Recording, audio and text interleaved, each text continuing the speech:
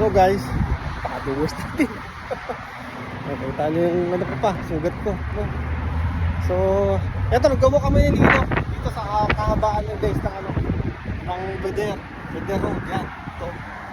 So, habang naglalakad kami, okay, naalala ko lang guys, bigla lang pumasok sa isip ko na ano na pala, since 2023 kasi kami dumating dito ni Lilo.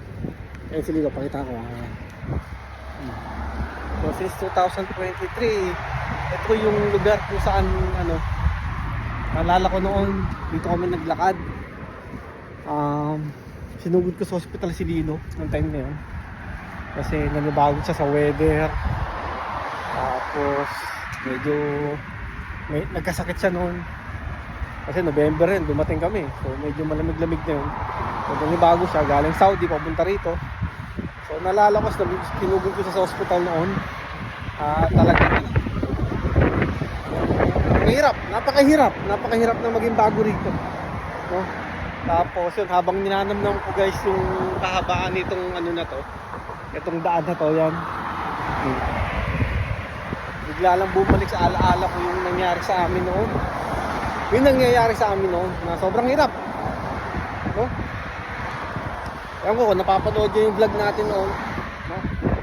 So tagal na rin pala, 2.5 taon na rin pala guys, no?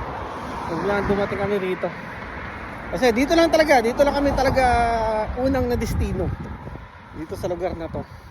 Yan, dati naalala ko doon kami sumasakay ng bus. Ako pala, kasi hindi ko pa kasama si Jen nung time na yun. Kasi pagdating ni Jen dito, ano na kami, may sakay na kami nung time na yun, no? Ayun, no? Naalala ko yung lugar na yun. Tapos yun, ang sarap lang balik-balikan na magmula noon di tayo pinabayaan ni Lord, di ba? So nananatili guys yung pag-iingat sa atin, no? So syempre hindi maiwasan na talagang minsan magkaroon ng challenges, no?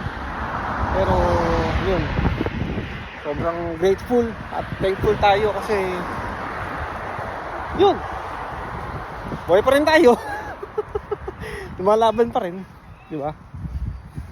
So ito, paano na kami? Uwi na kami ni Lilo.